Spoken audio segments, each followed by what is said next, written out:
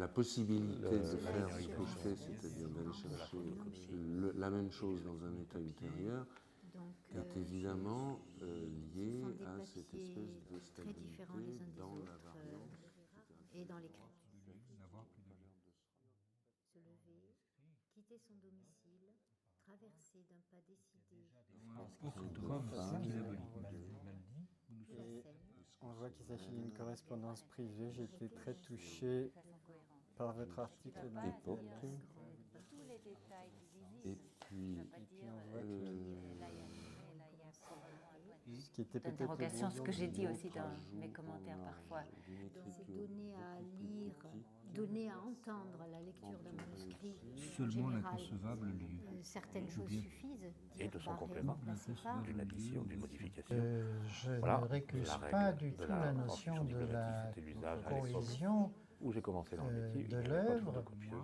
mais je préfère parler d'œuvre parce que là je sais de quoi je En parle.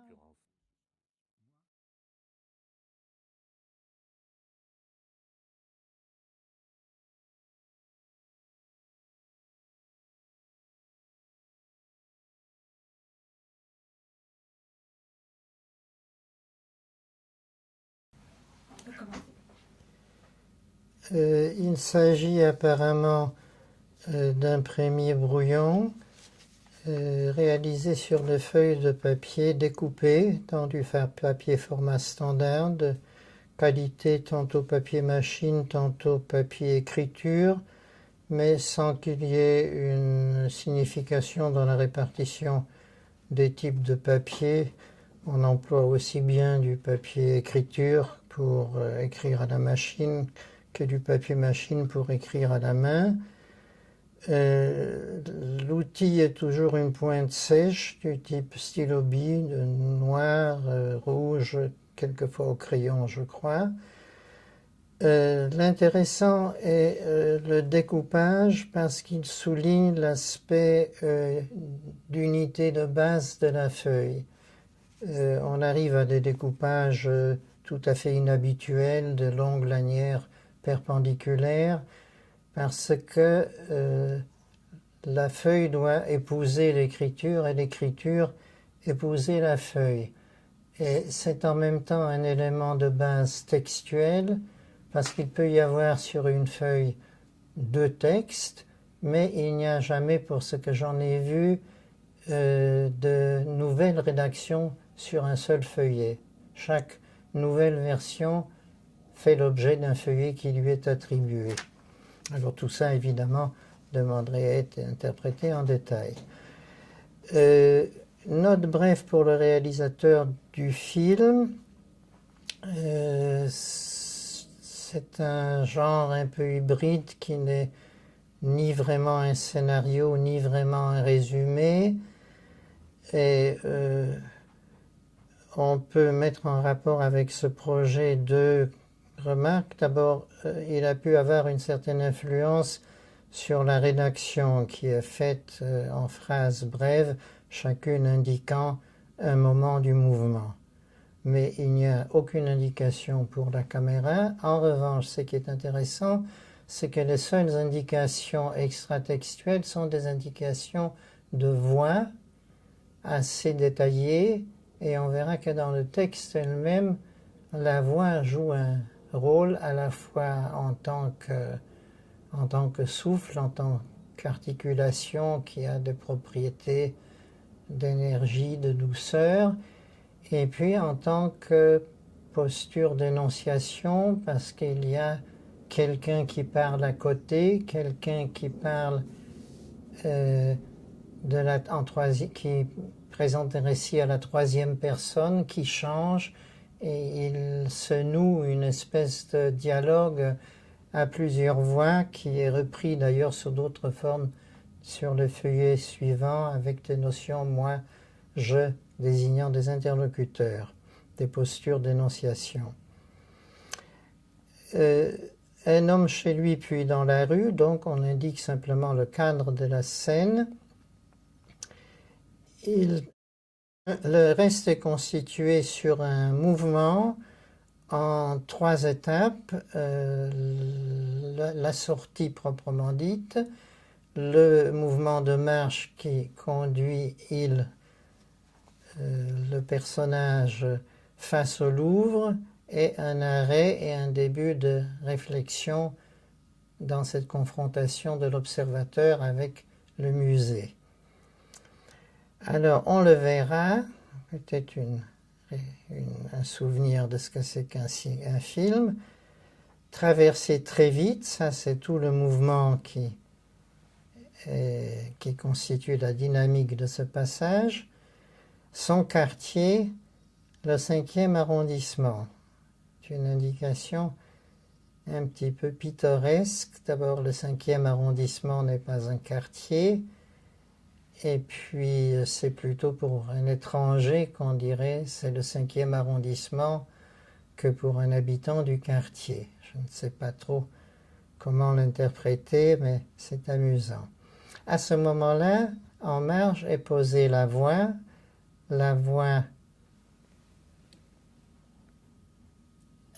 raconte, c'est donc un récit, mais on ne voit pas très bien l'articulation entre la forme récit et la forme défilé de l'image à l'écran. C'est un scénario un peu imaginaire, un peu rêvé.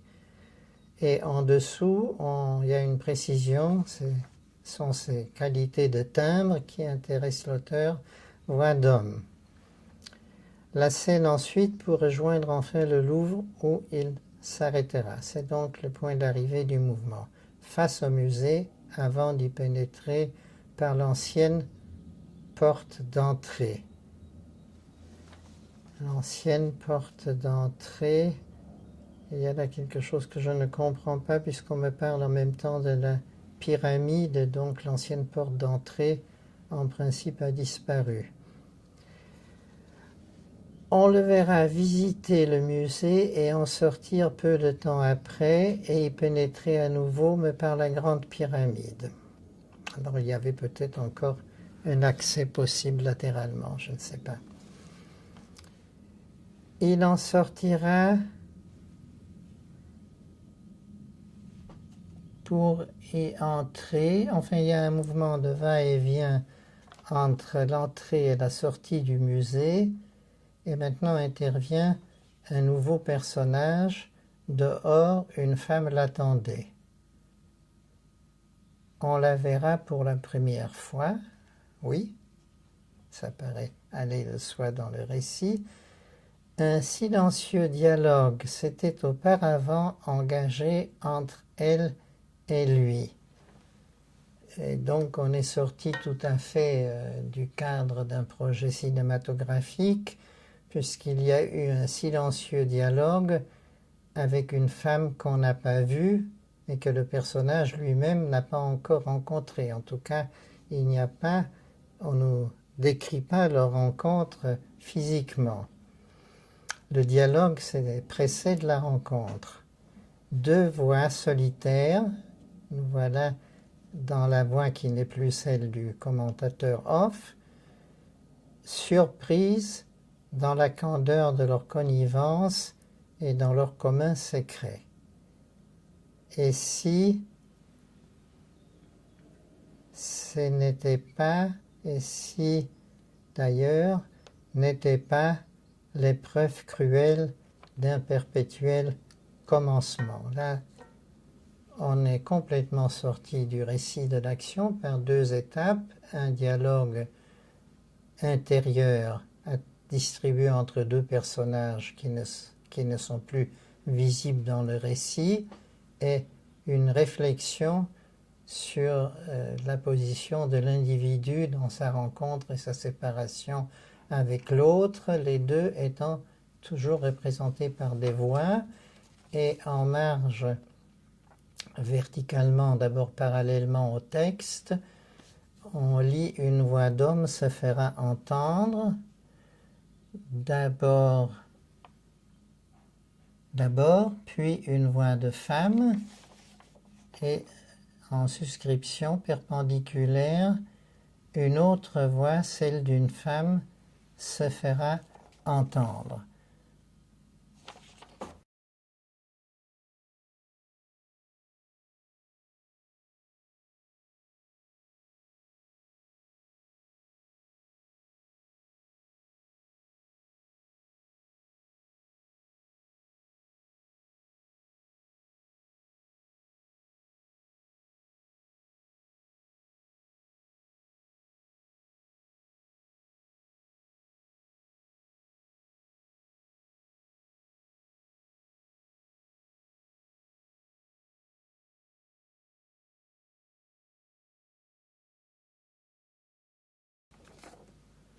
sur le verso, on reprend cette problématique des deux voix. Deux voix devront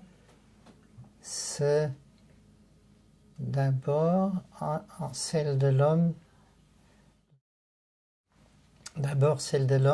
puis celle d'une femme. Donc les voix épousent d'une certaine façon la progression du récit où l'homme apparaît d'abord, la femme ensuite, et la rencontre entre deux. Et il n'y a entre ces différentes perspectives aucune articulation. On ne voit pas que le mouvement d'entrée et de sortir du musée, qui est présenté puis abandonné, soit articulé de quelque façon par l'expérience d'abord extérieure et puis intérieure de la rencontre entre ces deux êtres que sont l'homme et la femme. Seconde version sur un second feuillet, note brève pour le réalisateur du film, deux voix, on reprend donc là où on était au verso du premier feuillet, celle d'un homme puis celle d'une femme. Surprise dans la candeur de leur connivence et dans leur commun secret, puis enfin dans un silencieux dialogue. Donc, le thème reste le même, c'est celui d'une rencontre intérieure, si on peut dire, mais l'ordre des éléments a été modifié puisque le silencieux dialogue le commençait, et alors ici, et c'est terminé par la connivence et la séparation, alors qu'ici, l'interprétation, leur connivence et leur commun secret précèdent le commun dialogue. Donc on entre plus profondément dans la thématique du dialogue intérieur. Elles accompagnent l'image du début à la fin. Alors là, on retourne sur les notations marginales du premier feuillet en les précisant et en faisant une voix continue, sauf que les indications cinématographiques étaient plus réalistes dans la première version que dans la seconde. C'était une voix off qui racontait.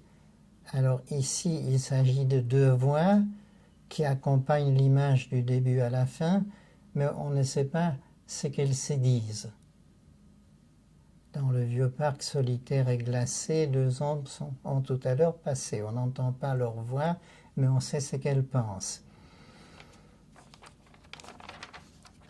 Il y a donc un dialogue qui, techniquement parlant, serait un dialogue off, dont on ignore ce qu'il pourrait être, sinon précisément l'échange d'un secret. Donc on est tout à fait passé du projet concret à une vision imaginaire.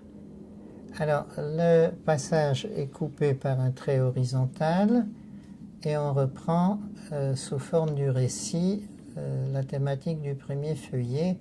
On voit un homme chez lui, puis dans la rue. On le verra. Alors ici, on introduit une notion de vision qui était peut-être induite par celle de l'image, elle accompagne l'image, et qui n'était pas présente dans la première rédaction. Donc on le verra, on introduit donc un regard qui vient s'ajouter aux voix. On le verra traverser son quartier, toujours le 5e arrondissement avec une majuscule. La scène ensuite pour rejoindre enfin, donc cette fois-ci le mouvement est explicitement articulé, rejoindre enfin le Louvre où il s'arrêtera face au musée avant d'y pénétrer par l'ancienne porte d'entrée. Tout ça nous l'avions déjà. On le verra visiter le musée et en sortir. Alors ici, entre l'entrée et la sortie, il y a une indication qui rend tout ça plus logique.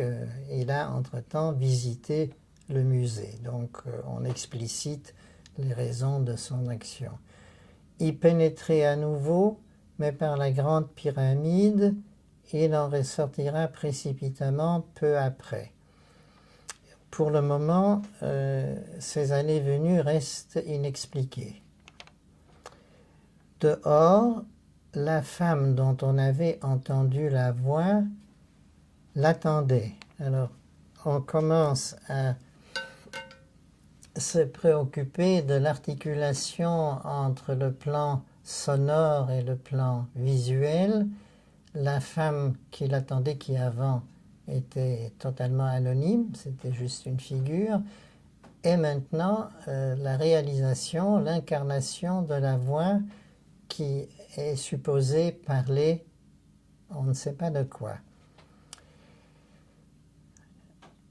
dont on avait entendu déjà la voix. C'est ajouté pour expliciter. On la verra pour la première fois. On nous l'avait déjà fait remarquer, c'est une apparition. Et si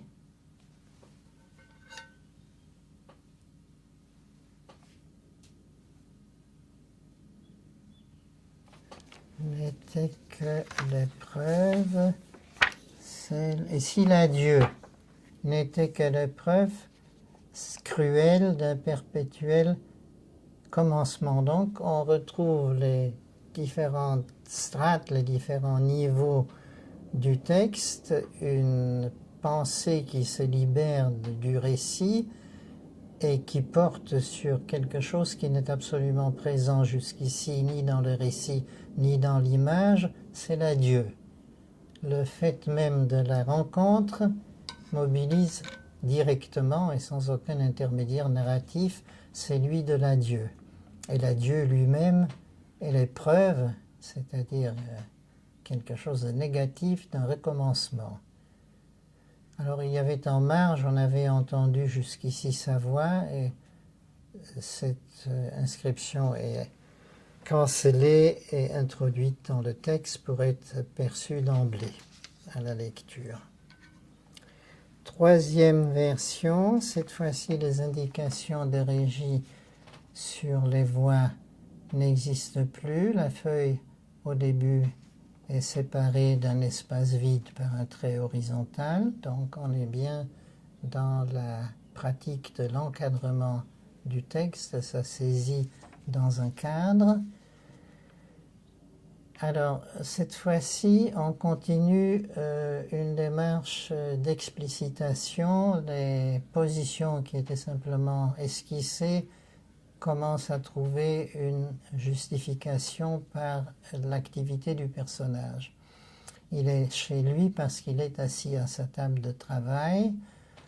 On devine, donc nous sommes toujours dans la perspective du regard extérieur, mais du regard tiers, c'est-à-dire d'un regard qui nous communique une information, donc en fait de l'intervention de l'auteur. On devine qu'il était en train d'écrire. Alors on a cette figure qui est assez fréquente à l'époque, je pense à Claude Simon, à Aragon, où l'incipit figure d'une façon ou d'une autre l'acte d'écrire. Et on est rendu plus sensible qu'on ne l'était encore jusqu'à présent à la qualité d'autorécit, d'autoportrait, d'autobiographie qui est sous-jacente sous le texte. Il pose sa plume, donc cette fois-ci le mouvement est tout à fait détaillé, puis près des feuillets, provisoirement abandonné. Donc ces intentions et ces mouvements, on est allé vers une explicitation et une description précise de l'ensemble de ces actes. Le personnage passe tout à fait au premier plan alors qu'au début il n'était qu'une silhouette porteuse d'un mouvement. Et on le voit quitter son domicile, toujours on le voit maintenant, suivre un itinéraire précis apparemment, qui est aussi assez étrange, précis, on nous fait comprendre qu'il sait ce qu'il fait, comme si celui-ci lui avait été manifestement dicté. Ah oui, donc nous sommes à nouveau entrés dans le discours apporté, dans la pensée, ou tout au moins dans les représentations intérieures du personnage, comme si c'est lui avait été apparemment dicté, mais par qui? Alors là, on est dans le principe d'indétermination. Quelle est la voix qui parle ici, mais par qui? C'est un commentaire d'un monologue intérieur fait par une interrogation posée de l'extérieur. Alors, il traverse l'un des ponts, tout ça est toujours dans le mouvement de précision, débouche dans le jardin des Tuileries, dans la cour carrée, donc maintenant tous les détails nous sont donnés. L'image commence à prendre, c'est un peu comme une mise au point, elle commence à prendre toute sa précision. Face au musée rayé, grande pyramide, puis s'y engouffre, ensuite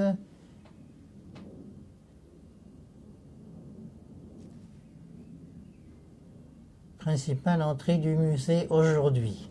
Alors, il y a l'ancienne entrée et la nouvelle entrée qui coexistent. Je ne sais pas si ça correspond à une réalité, il me semble que non.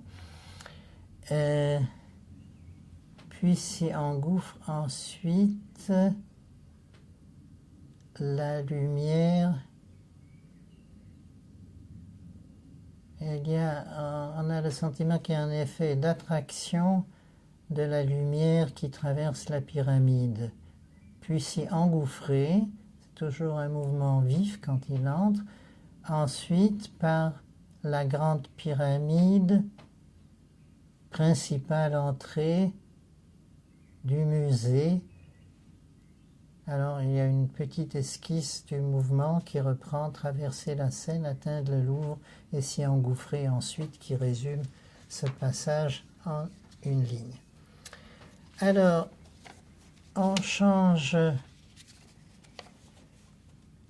de support et d'instrument d'écriture avec deux feuillets découpés verticalement en bandes assez étroites et écrites recto verso et qui reviennent, c'est donc une troisième version du récit. Un homme chez lui, assis à sa table de travail, on devine, il y a toujours un moyen de nous faire pénétrer dans ses imaginations, dans ses sentiments, qu'il était en train d'écrire. Non, j'ai dit une bêtise. On devine, c'est pas du tout dans le personnage, c'est l'observateur, c'est l'interprétation du tableau qui vient d'être tracé.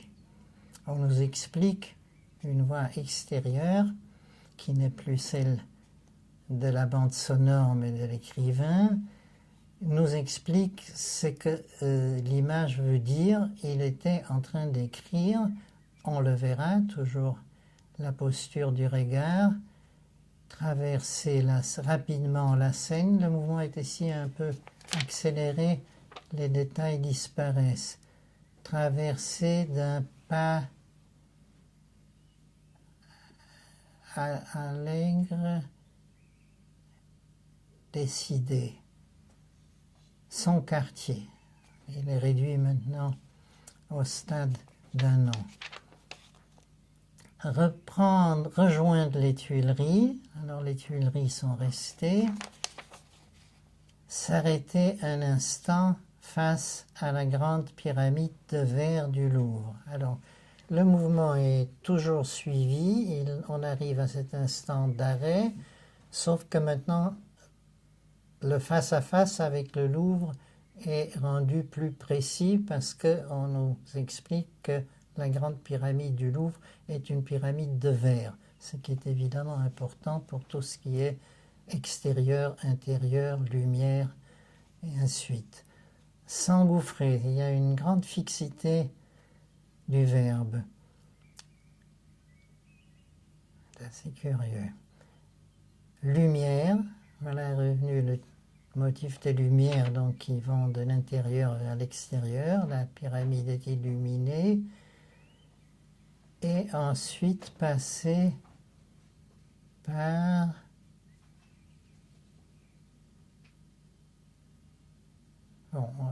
il y a toute une série d'hésitations, toujours sur le même thème, le musée, la pyramide de verre, qui est l'accès du musée.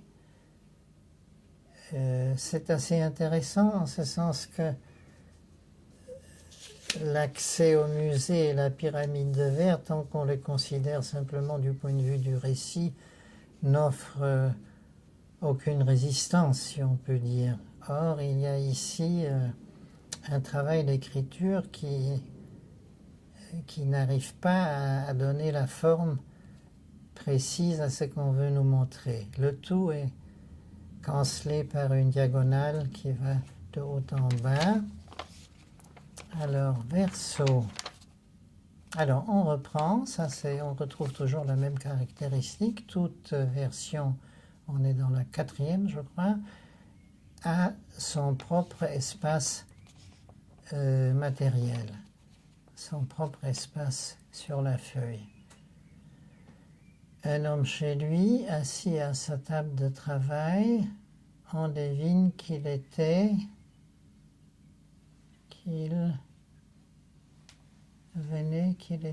en train d'écrire. On le verra ranger rapidement ce feuillet. Encore une fois, le mouvement est accéléré.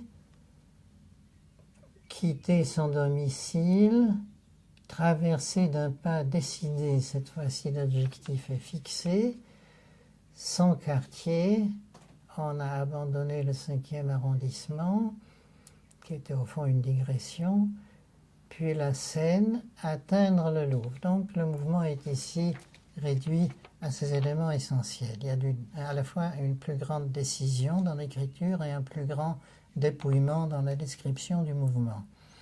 S'arrêter un instant, donc on reprend le moment de l'arrêt, face à la grande pyramide par laquelle on accède au musée avant de s'engouffrer pressé.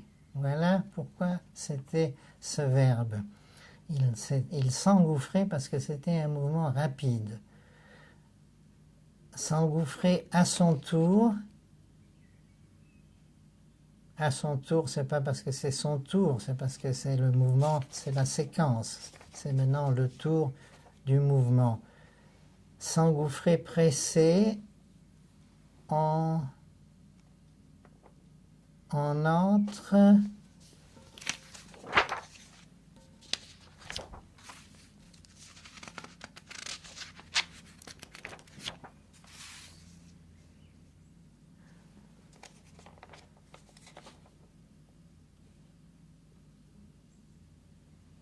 il n'était pas pressé, il était poussé. Ça explique aussi le verbe, mais ça lui donne une autre signification.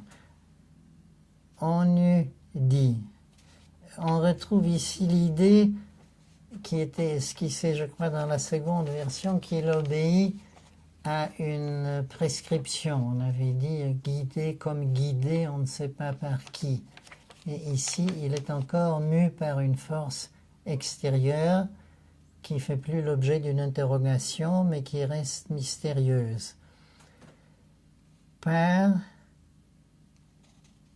avant d'entrer dans leur lumière, donc se précise le moment d'attraction et d'entrée, mais il y a eu un très important travail d'élimination, tout au moins à cette étape, puisqu'on a renoncé à ce mouvement qui était assez étrange d'entrer avec ou sans visite, de sortir par une autre porte ou par la même, et surtout essentiellement à la rencontre, à la voix et à la méditation dont ce thème est enveloppé. Alors, second feuillet découpé à l'identique, un homme chez lui, assis à sa table, au travail. Donc ça continue à s'abréger. On devine qu'il est en train d'écrire. On le verra. Il y a un changement de temps. Donc la construction temporelle du récit est un petit peu plus nuancée. On le verra ranger rapidement ses feuillets de livres. Ah non. Rapidement, ce feuillet s'est levé. Quitter son domicile. Quitter son domicile.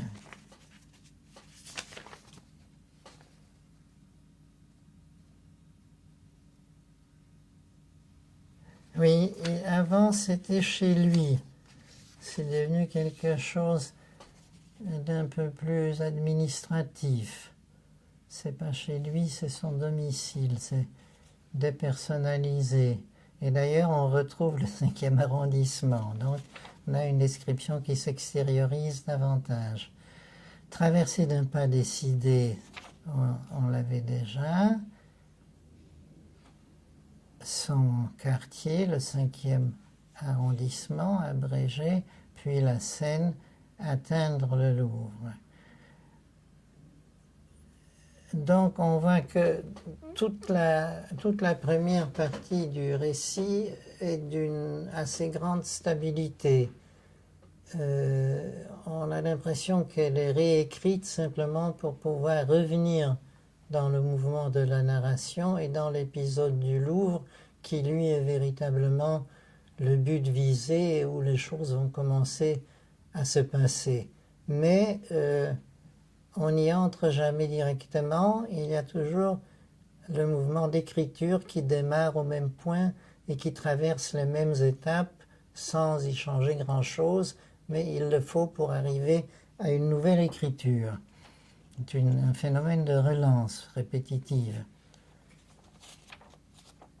S'arrêter un instant, je crois que c'est une précision nouvelle de brièveté.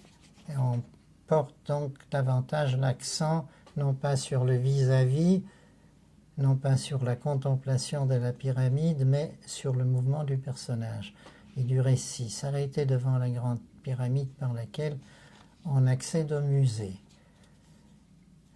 Là aussi, il y a de la fixité dans l'épithète homérique. La grande pyramide, elle est toujours l'entrée du musée, soit principale, soit nouvelle, soit celle qui ouvre l'accès, mais elle est inégalement caractérisée par la présence ou pas de la thématique du verre.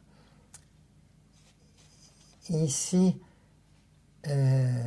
cet aspect disparaît, s'engouffre à son tour, poussé, eût-on dit, par une force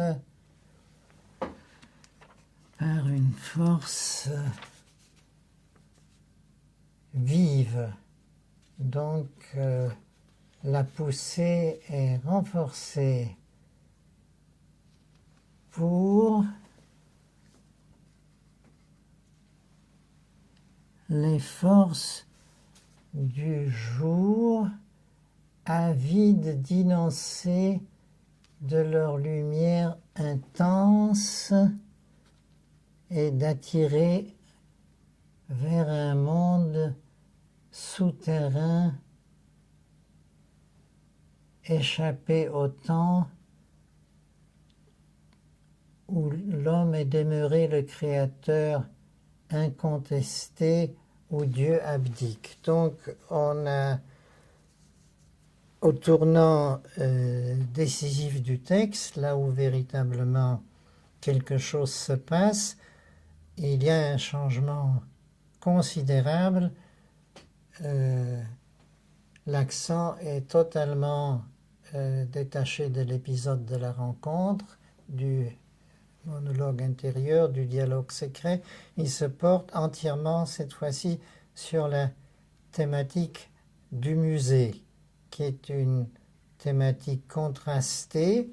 Il y a une attraction qui, cette fois-ci, nous est expliquée, et c'est une attraction double, faite en deux parties opposées, la lumière qui est avide de l'inondé et la descente souterraine et la révélation que ce lieu est celui de l'homme créateur. De l'homme créateur à tel point que c'est le lieu où Dieu abdique.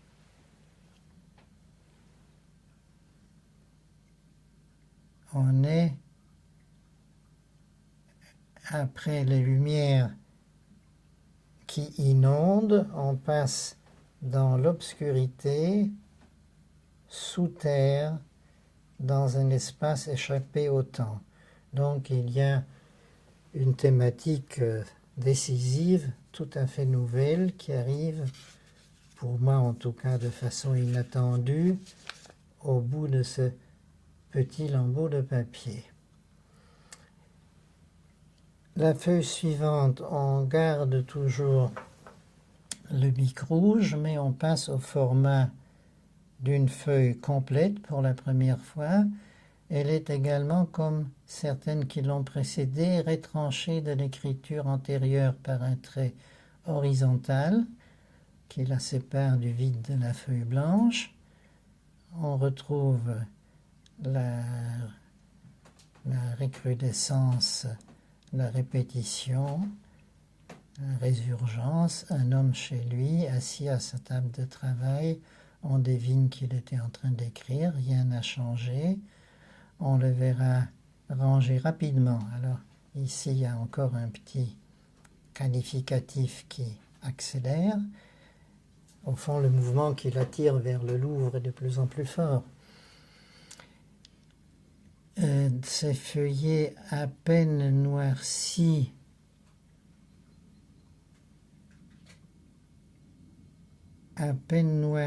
de mots. Est-ce qu'il fait bien ça?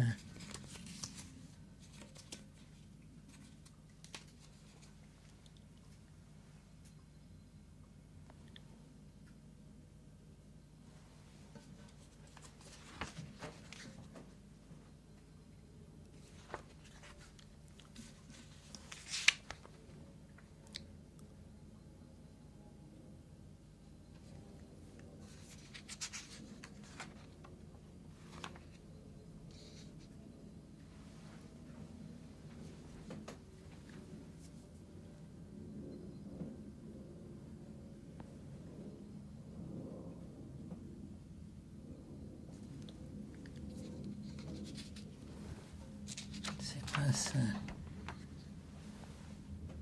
Ah, c'est bien ça. Je me suis arrêté là-dessus parce qu'évidemment, quand on parle de l'incipit en autoportrait de l'écrivain, on est intéressé par ces feuillets à peine noircis de mots. À la fois parce que pour la première fois, on fait la rencontre des mots. Donc, l'écriture n'est plus un simple geste, elle est devenue langage. Les mots noircissent la feuille, qui est intéressant pour quelqu'un qui couvre ces feuilles. Il y a des marges hautes et basses qui isolent l'écriture. L'essentiel, c'est le rectangle, mais il est toujours rempli. Et là, l'écriture est à peine commencée, le noir commence seulement à se poser sur le blanc.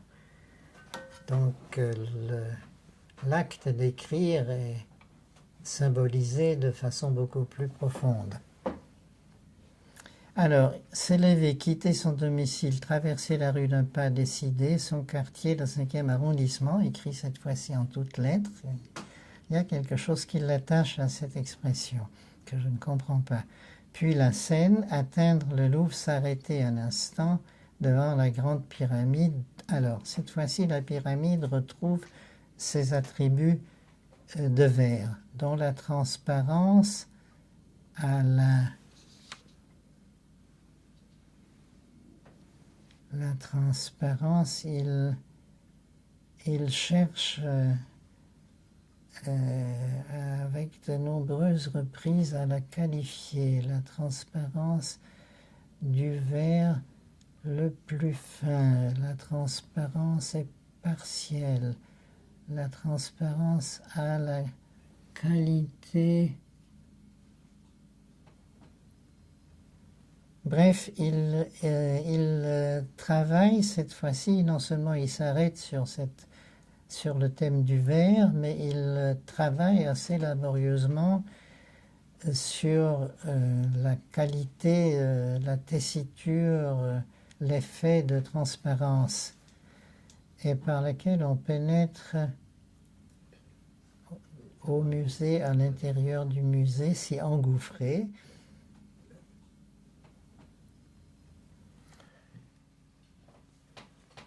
Alors, on a ici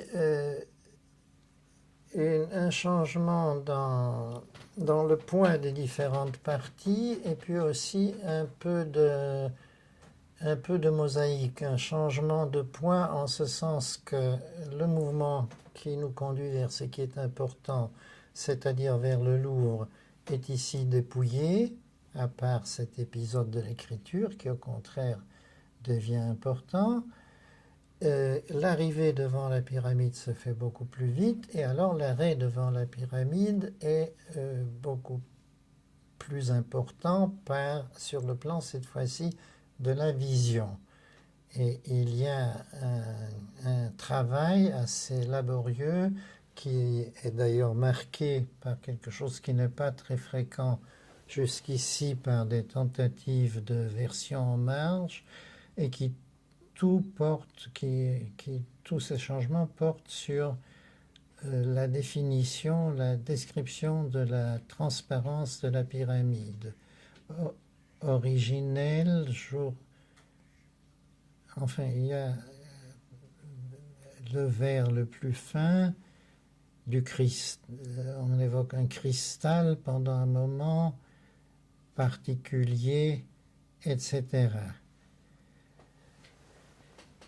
Et quand je dis qu'il y a un petit côté mosaïque, c'est que les thèmes sont diversement pondérés, mais ils sont aussi substitués les uns aux autres. Par exemple, la pyramide, qui était un thème tout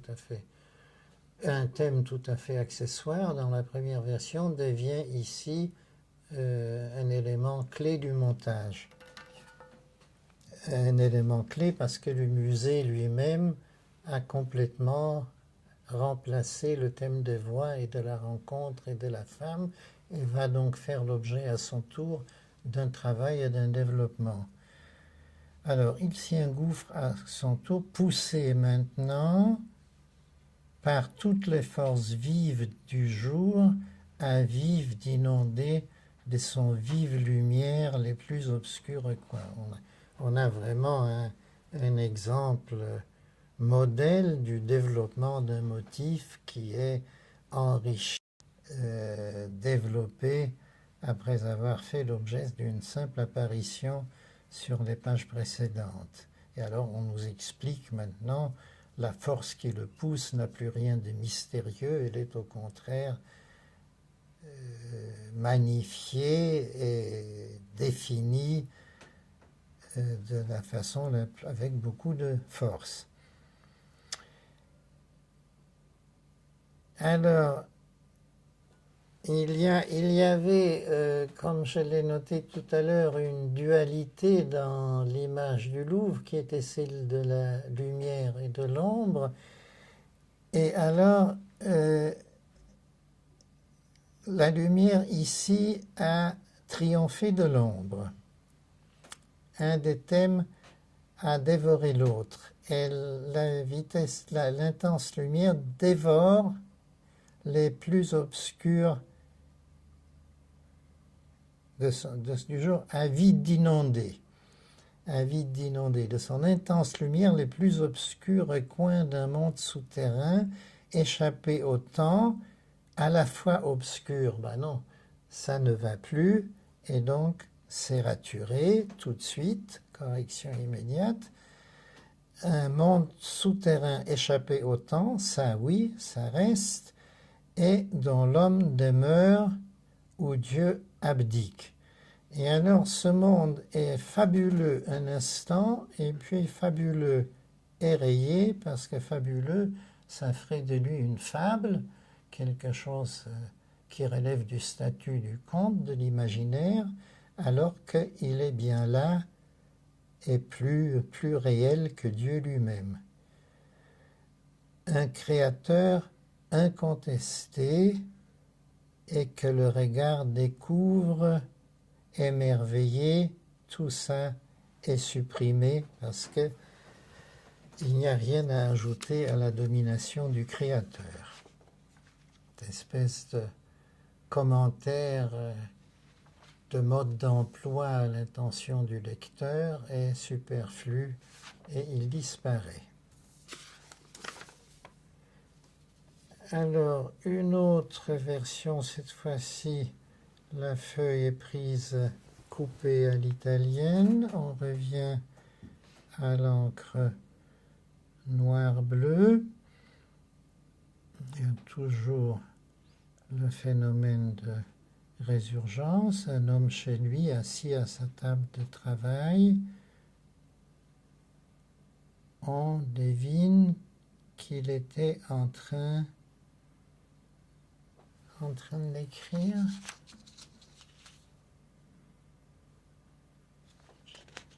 Il pose sa plume et se lève. Malheureusement, les mots, leur noirceur et la page à peine couverte de mots noirs a disparu. On veut visiblement revenir au Louvre. On le voit quitter son domicile, suivre un itinéraire précis. Maintenant, nous savons pourquoi il est précis, comme ça lui était d'abord dicté d'avance, et s'arrêter un moment devant le Grand Louvre. Oui, il y a toujours cette petite coupure qui nous fait passer d'un niveau du texte à l'autre. Il y a ce qui était avant le Louvre, ce qui est après. Il y a toujours un instant, un bref moment d'arrêt, de coupure dans le temps et dans le sens.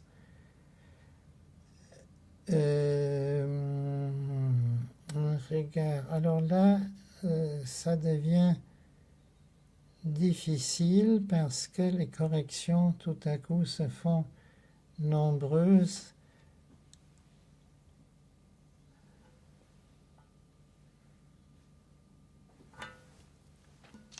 Je crois que je passe ce texte. La sienne est celle...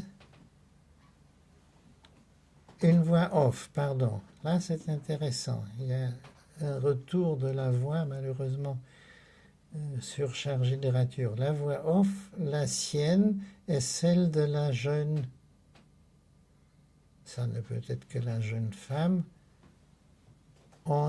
Est-il possible dialogue? Bon, on retrouve avec beaucoup de rature et d'incertitude le thème de la jeune femme, mais la jeune femme n'a pas repris de réalité, elle n'est plus un personnage, elle n'est plus située dans l'espace, elle est simplement une voix off cette fois-ci. C'est toujours cette idée qu'il y aurait une possibilité d'avoir un autre mode d'énonciation, une autre voix narrative du dialogue ou du monologue intérieur ou de l'échange, qui est celle de la jeune femme et celle du personnage. Mais le dialogue qu'il pressentait, encore une fois, une voix off, on essaye d'arriver à une mise en scène vocale. La sienne est celle d'une jeune femme pour laquelle il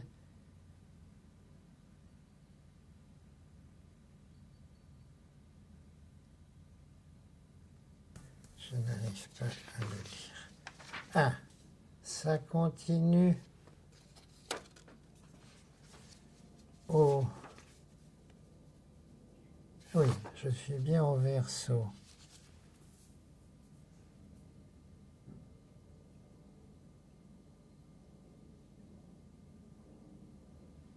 Alors le titre est complètement modifié à 1h.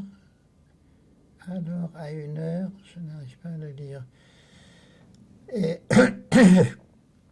alors là, il y a une rupture complète avec la fixité de toutes les versions antérieures, un début totalement différent. Il y a des jours où il nous semble être de nulle part, d'aucun lieu précis distinct. D'une certaine façon, il y a un écho, mais assez lointain, du premier dialogue, qui était le dialogue entre deux êtres qui ne se parlaient pas tout en se comprenant.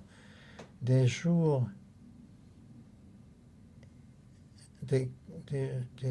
instants, à la fois existants, à la fois dans le temps et dans un hors-temps inconcevable.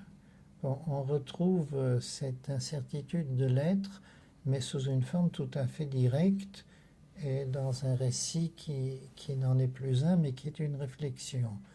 Rien apparemment ne les différencie des autres. Et peut-être n'y a-t-il entre eux et ce que nous vivons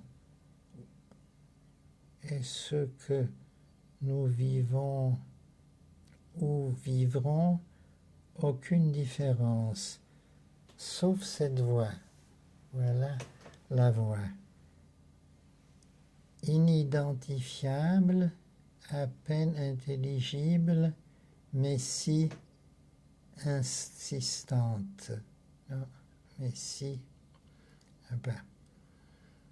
Que veut-elle? Qu'attend-elle de nous? Donc,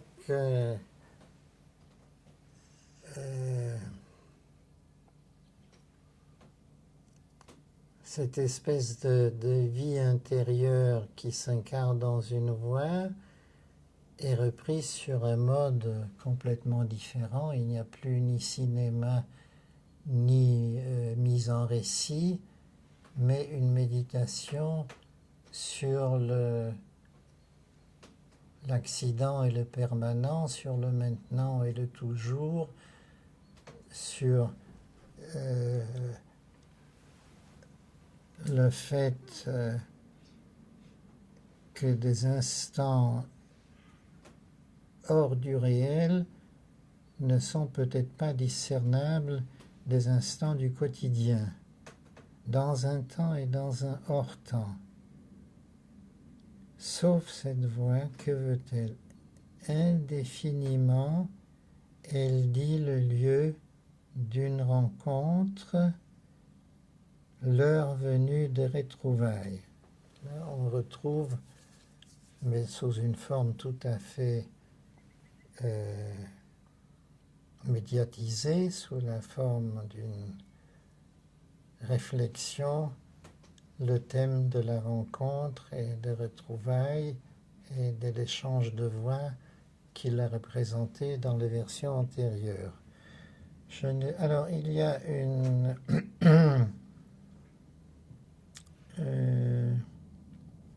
un béquet inscrit sur la page qui sépare ce qui suit des lignes précédentes et un petit rond qui fait figure d'étoile de séparation.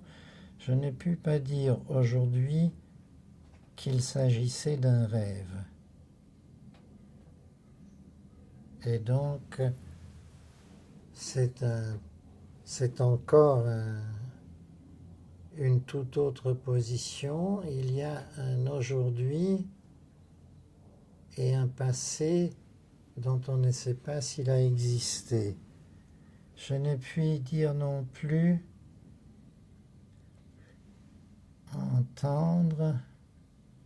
Tout ce que je puis dire, c'est que cela a eu lieu. Me peut-on parler de certitude quand rien n'a commencé? Autrement dit, tout ce qui a été tenté jusqu'ici en matière de construction du récit, du vu, du entendu, des rapports au monde extérieur, est effacée par une réflexion qui se présente d'emblée, dépouillée de tout contexte extérieur et dont la substance même est l'incertitude. L'incertitude sur le moment, peut-on parler de certitude quand rien n'a commencé? Peut-on parler de temps quand on ne sait pas distinguer entre le temps et le hors-temps? Et on arrive à un tout nouveau mode d'écriture qui est celui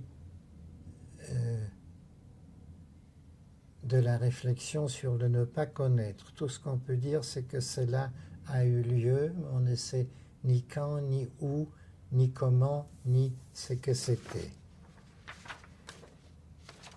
Et tout ça sur le verso de la feuille qui, au recto, reprenait parfaitement le récit des pages précédentes, un homme chez lui, et ainsi de suite.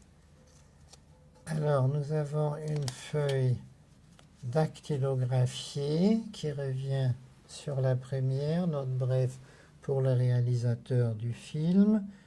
C'est la séquence dans laquelle ils sont placés. Ah oui. Donc, cet instant de rêve est passé et on revient au récit d'une des versions antérieures, celui qui fonctionne sur le mode des deux voix.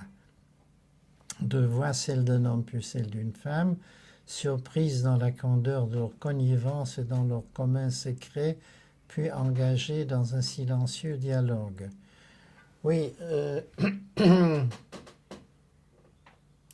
le silencieux dialogue est évidemment important parce qu'il nie ce qu'il évoque, c'est-à-dire la voix qui a joué de différentes façons un rôle important jusqu'ici, mais c'était déjà une voix dont le statut était indéfinissable.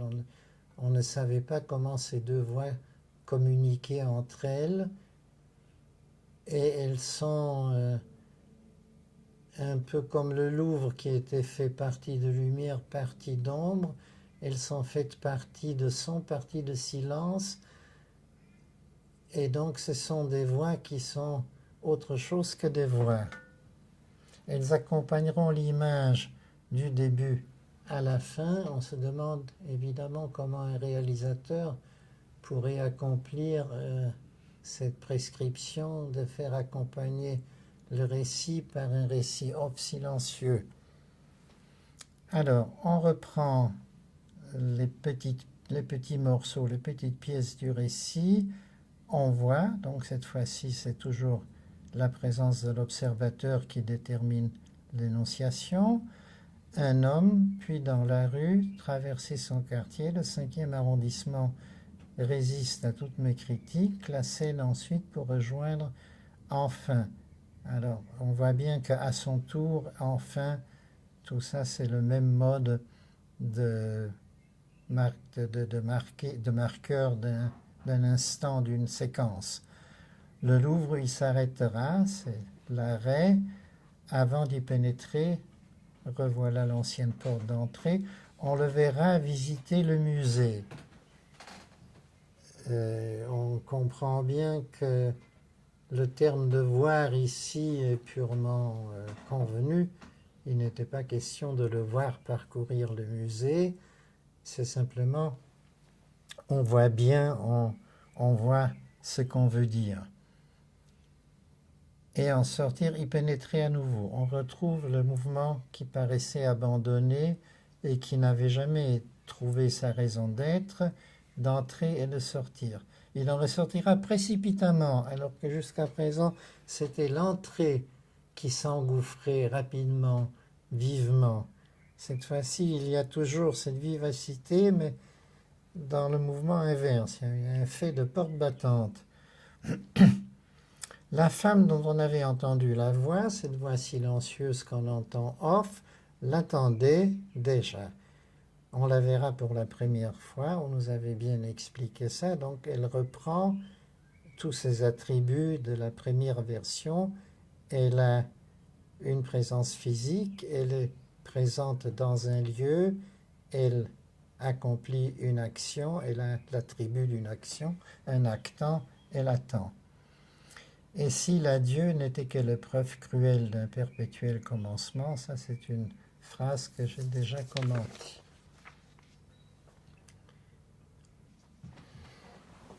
C'est une page dont je ne connais pas la localisation exacte dans le dossier ou dans la chronologie, mais elle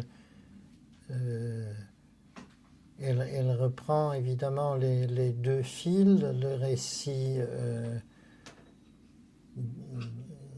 le récit événementiel,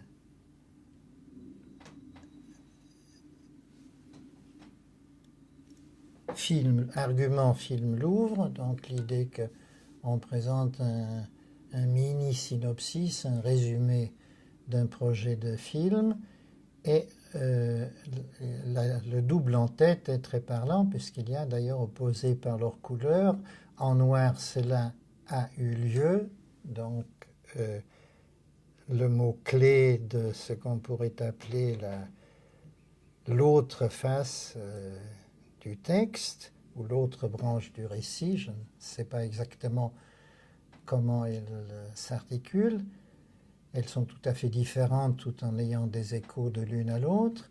Et la seconde forme, cela a eu lieu, est inscrite en noir, encadrée en haut de page, et puis argument film Louvre est souligné en dessous, donc en rouge, dans une autre écriture. Donc il y a à un moment une coexistence des deux branches sur la même page et même sur le même incipit. Je ne pense pas qu'il s'agissait d'un rêve, je ne peux pas dire non plus.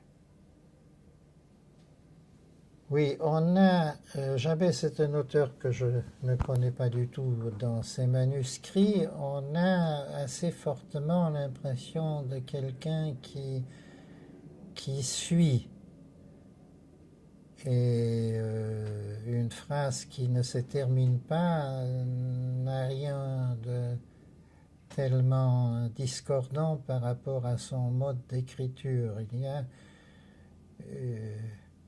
Il y a un mouvement d'écriture dont on a l'impression que l'auteur ne contrôle pas, ne veut pas tout contrôler, mais qu'il le suit, qu'il l'épouse.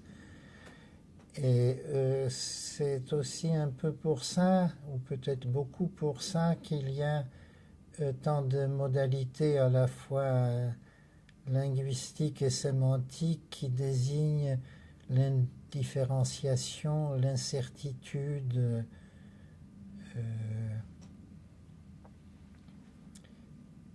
Donc, un rêve est déjà quelque chose qui relève de qui a un statut de représentation non défini, mais le rêve lui-même n'est pas certain. C'est un rêve possible, un rêve rêvé, mais on ne peut pas dire le contraire, mais on ne sait pas non plus ce que serait le contraire d'un rêve. Et donc la phrase reste en suspens. Tout ce que j'ai pu dire, une rencontre a eu lieu. Alors, nous retrouvons ici le thème de la rencontre, qui est lui-même d'ailleurs un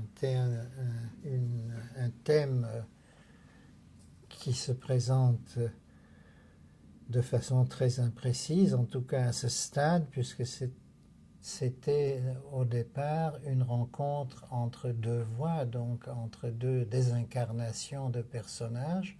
L'important, c'est simplement que c'est un homme et une femme, et on n'a même pas la présence physique de la voix, puisqu'elle est aussitôt frappée de silence. Mais peut-on parler de certitude? Voilà. Il y a eu des étapes d'écriture qui sont marquées par des changements de stylo, de stylo-bille. Quand rien n'a commencé, la réflexion se poursuit, mais il y a eu un mouvement d'arrêt qui est matérialisé sur la feuille. Et puis on reste toujours dans le cadre de la page, mais il y a cette fois-ci une organisation spatiale qui fait que les éléments d'écriture, les plages textuelles, sont autonomisées les unes par rapport aux autres, en tout cas séparées les unes des autres par des traits qui les délimitent, les uns rectilignes, un bandeau au centre de la page, les autres plus ou moins arrondis et qui figurent en marge, avec entre les deux très jolis essais de plumes, dirait-on, en forme de ligature. Alors, dans le premier bandeau, Innocence, que dit le guide, le vieux, je pense, oui, c'est lui qui ouvre. Nous l'avions déjà dans le récit, mais j'avais eu du mal à le déchiffrer. J'avais noté ce qualificatif tout bêtement parce qu'il est souligné. Le guide est défini par sa fonction, mais sa fonction n'est pas celle qu'on attache au terme habituellement, qui est de conduire, d'orienter, de piloter, mais d'ouvrir, de donner accès. C'est toute cette thématique de l'accès qui a subi de multiples variations s'agissant de l'accès au Louvre.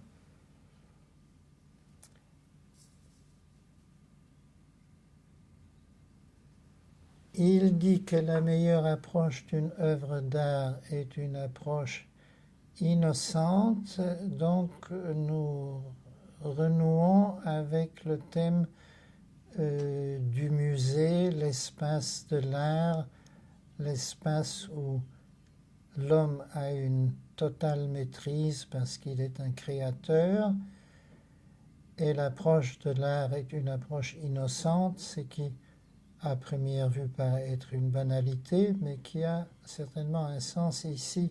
On va voir les autres éléments du texte. Alors ensuite, de haut en bas, mais cette fois-ci avec un nouveau changement d'instrument, on reprend l'écriture rouge. Là, il faudrait reprendre cette phrase et la décortiquer un petit peu séquentiellement par rapport à ces différents changements. Le ciel n'a pas d'âge. Le ciel dans le musée, c'est une formule qui avait déjà été amorcée, donc il y a, comme je le disais, des échos, des renvois d'une rédaction à l'autre, d'une branche à l'autre.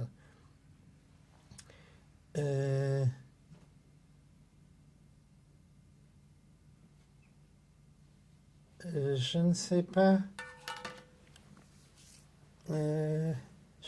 quel est le sens de cette formule. Dans le musée règne l'homme, parce qu'il est le créateur, mais Dieu, il est dépossédé de son pouvoir. Et cependant, dans le musée, il y a le ciel. Alors, à l'instant présent de ma lecture, je ne sais pas ce que ça exprime. Des pas, qu'est-ce qui me poussait, me pressait. Alors là, on retrouve cette idée de la pénétration dans un autre monde, lumineux ou obscur, souterrain ou surterrain. C'est peut-être un peu ça qu'on retrouve dans l'image du ciel, et dans lequel une force qui est tantôt définie comme étant la force de la lumière, et tantôt qui reste, c'est le cas de le dire, obscure, nous fait pénétrer malgré nous d'une certaine façon. Rien, je répondais à un appel, cet appel était en moi, c'est ce que je viens de dire. Traversée du pont, du jardin, entrée au musée. Alors curieusement, le texte se termine par ce qui a constamment figuré à son départ, et on ne part pas du monde réel pour aller vers la méditation ou vers la réalité intérieure, mais on en sort pour y revenir. C'est une inversion complète assez intéressante. Vous êtes venu, me dit une jeune femme. Alors, on reprend, en effet, l'ordre se reconstitue en partant de là. On a retrouvé le récit, il se déroule dans l'ordre. Seulement, il ne reste que des éléments. C'est pour ça que je parlais de mosaïque. Le terme n'est pas très bon parce que la mosaïque, c'est quelque chose de très précis et de très contrôlé. Je ne trouve pas de flocons d'éléments élémentaires du texte, si on peut dire. Il ne reste ici véritablement que le noyau. D'abord, il y a un effet d'imprécision. Ce n'est plus la jeune femme, mais une jeune femme. On ne sait ni à qui elle parle, ni où elle est, ni quelle est la position. Si on voulait y voir des personnages de récit, on ne saurait pas quelle est la position de l'un par rapport à l'autre, mais ce ne sont pas des personnages, ce sont des voix. Et pour la première fois, on sait ce qu'elle dit. Jusqu'à présent, on a beaucoup parlé de sa voix, de l'échange, de la voix off, de la voix qui répondait de l'homme à la femme, etc. Mais il ne se sent, jusqu'à présent, jamais rien dit. C'est la première fois qu'elle lui dit quelque chose, au sens de verbalisation. Donc il y a cette présence de moments, on ne sait pas trop s'il faut parler d'image parce que c'est pas tellement imagé, mais de représentation, présentation fondamentale, ça ferait la joie d'un psychanalyste, mais j'en suis pas un. Qui arrivent hors contexte, mais qui se maintiennent et qui se répondent. Alors, dans la page en haut, en marge, rassemblement. Il y a aussi des choses qu'on pourrait étudier dans l'écriture, parce que sur la même page, on a non seulement des différences d'espace et des différences d'instruments, mais on a aussi des différences d'écriture. L'écriture qui figure dans l'encadré inférieur est très différente de celle qui figure immédiatement en face, l'une en rouge, l'autre en noir. Je ne suis pas sûr que si on donnait les deux à la machine ou à un expert, il dirait que c'est le même scripteur. Alors, je reprends avec ma marginale haute, marge gauche, ressemblance de la fille avec plusieurs portraits de femmes de même époque.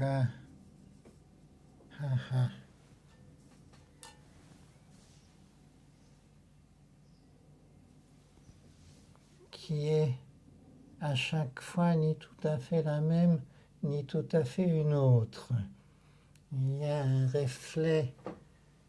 Il y a aussi un passage de la femme à la fille qui la rend un peu plus concrète, un peu plus sujet d'un tableau que la voix mystérieuse et anonyme, pour laquelle une femme, terme quand même plus vague, convenait mieux. Là, c'est une fille, peinte, tableau, art, représentation et reflets multiples, connus, inconnus, familiers, étranges. Au fond, on retrouve dans le Louvre, il y a il y a un effet de Louvre intérieur, si on peut dire, comme on le parle, comme on le dit, d'un dialogue intérieur. Alors, il y a les deux alouettes, les deux ligatures décoratives au centre. Il faudrait dire quelque chose, mais je demande à réfléchir. Alors, dans un autre espace, un autre thème tout à fait autonome, cohérent, autosuffisant. Parfois l'âge nous rattrape. Il n'était jamais question jusqu'à présent que les personnages aient un âge. Ils n'avaient d'ailleurs aucune réalité, sauf l'activité de l'un d'entre eux qui était d'écrire. Et encore, elle était évoquée de façon assez épisodique. Et là, c'est une réflexion sur les êtres humains.